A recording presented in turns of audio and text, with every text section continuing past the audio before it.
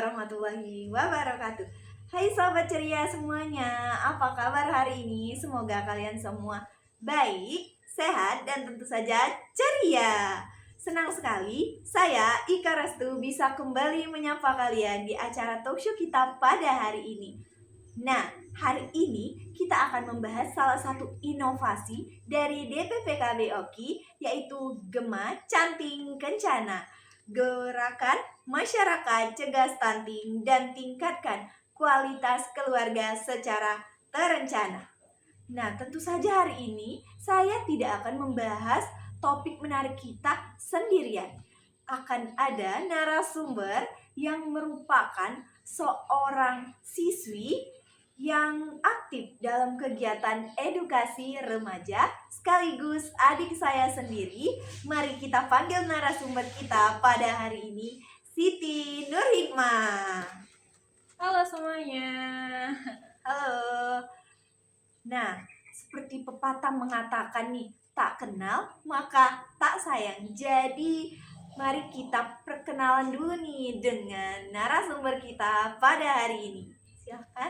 Baik, terima kasih. Halo semuanya, kenalin nama aku Siti Nurhikmah. Tapi biar lebih akrab, kalian bisa panggil aku Ima. Nah, aku merupakan bagian dari Duta Canting Kencana Kabupaten Ogan Komering Ilir tahun 2024. Oh, nah kalau boleh tahu Ima sekarang kelas berapa ya? Aku kelas 10 di SMA Negeri 1 Padamaran. Wah, masih muda ya sobat ceria semuanya. Nah, langsung saja nih kita tanya, Canting Kencana itu apa sih? Oke, mungkin banyak yang belum tahu ya, apa sih itu Duta Canting Kencana? Apa sih itu Canting Kencana? Baik, Duta Canting Kencana atau Canting Kencana merupakan singkatan dari cegah stunting dan tingkatkan kualitas keluarga secara terencana. Di sini kami Duta Canting Kencana merupakan inovasi dari DPPKB, Dinas Pengendalian Penduduk dan Keluarga Berencana Kabupaten Ogan Komering Ilir. Nah, di sini kami menjadi agen yang membantu DPPKB untuk mengurangi angka stunting di Kabupaten Ogan Komering Ilir. Gitu, Kak. Oh, begitu. Nah, stunting itu kan semacam gangguan pertumbuhan. Boleh tidak dijelaskan lebih lanjut tentang stunting itu? Boleh banget dong, biar kita juga bisa berbagi ilmu dengan sobat ceria semua. Nah, jadi stunting merupakan kondisi gagal tumbuh pada anak akibat dari kurangnya gizi kronis dan infeksi berulang. Nah, stunting itu ditandai dengan kurangnya tinggi badan seorang anak daripada anak seusianya. Tapi perlu kita ketahui ya, bahwa anak yang pendek itu belum tentu stunting, tetapi anak yang stunting itu sudah pasti pendek. Oh, ternyata begitu teman-teman ceria. Nah, kok bisa sih anak-anak itu sampai mengalami yang namanya stunting? Faktor penyebabnya itu apa saja sih? Oke, banyak sekali ya penyebab dari stunting seperti yang saya bilang tadi, kekurangan gizi kronis. Nah, itu tuh disebabkan karena kurangnya pengetahuan calon ayah dan calon ibu tentang pentingnya gizi, sehingga anak bisa kekurangan gizi kronis. Bisa juga disebabkan karena pernikahan dini dan masih banyak faktor-faktor penyebab lainnya. Nah, harus dicatat nih sobat ceria. Apa saja faktor-faktor penyebabnya tadi supaya kita bisa mencegah terjadinya stunting tadi. Nah, tadi kan ada kurangnya gizi. Bagaimana sih cara untuk memenuhi kurangnya gizi tadi supaya anak kami bisa mencegah terjadinya stunting? Oke, kekurangan nutrisi ya. Ya. Nah, jadi ada yang namanya 1000 HPK atau 1000 hari pertama kehidupan, di mana ini merupakan masa emas, masa awal kehidupan dimulai dari 9 bulan di dalam kandungan sampai dengan 2 tahun, anak berusia 2 tahun.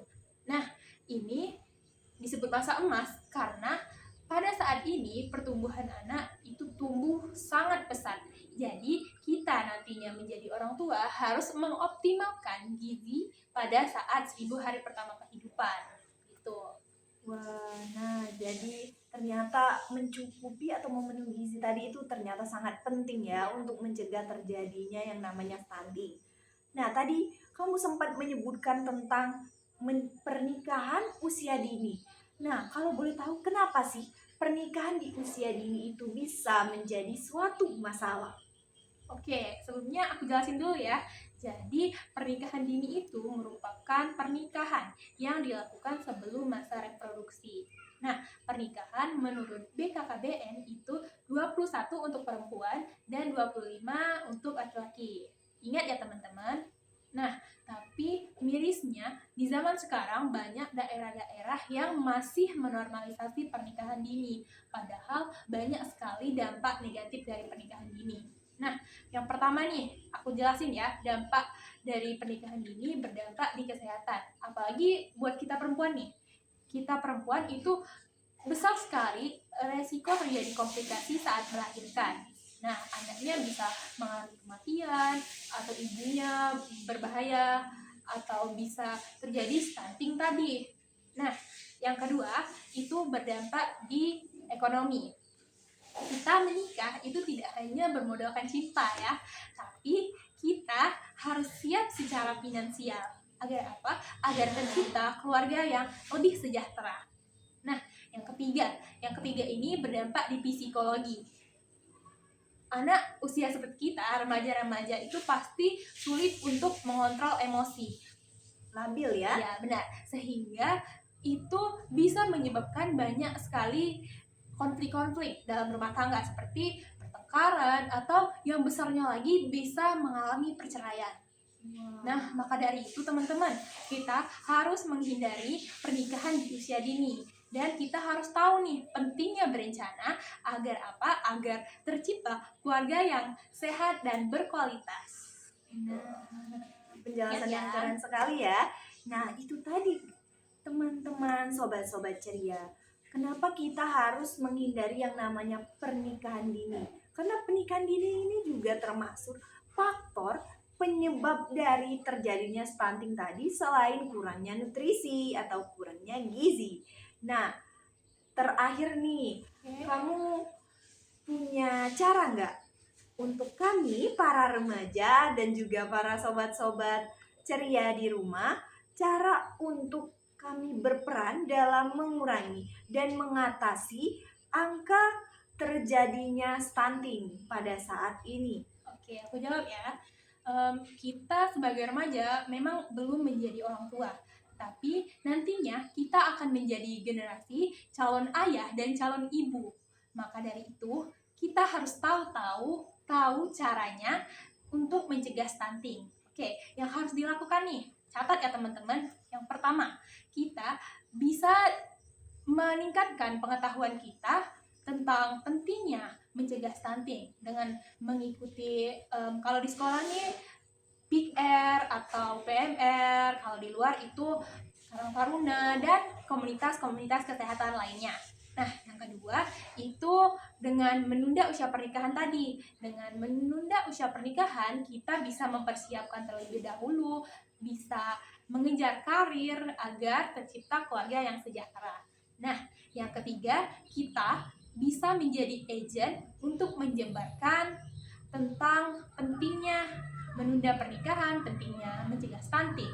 Kalau kita punya ilmu, pasti kita harus bisa berdampak. Setidaknya jika tidak bisa berdampak untuk orang banyak, maka kita harus bisa berdampak kepada orang di sekitar kita. Benar nggak? Benar sekali. Yang terakhir nih, kita harus menjaga pola makan hidup sehat dengan makan makanan yang bergizi, yang gizi seimbang, tidak merokok untuk laki-laki atau perempuan ya. Dan juga kita harus menjaga kesehatan dimulai dari saat sekarang gitu. Nah, remaja itu bukan hanya penerus bangsa, tetapi kita akan penentu generasi bangsa. Wah, penjelasan yang sangat keren sekali ya para sobat-sobat ceria. Baik, terima kasih kepada narasumber kita Siti Nurhikmah atas ilmu yang telah dibagikan kepada kita semua ya sobat ceria pada hari ini. Nah,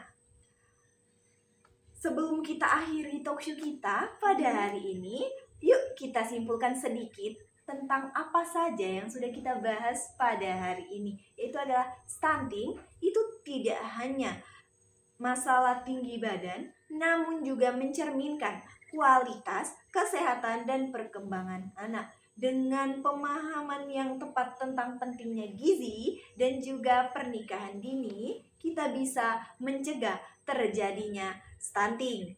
Nah, sampai di sini dulu ya pembicaraan kita pada hari ini. Sampai jumpa di talkshow berikutnya. Tetap semangat dan jangan lupa untuk terus ceria. Saya Ika Restu. Dan saya Siti Nurhikmah. Kami pamit undur diri. Wassalamualaikum warahmatullahi wabarakatuh. Bye-bye teman-teman.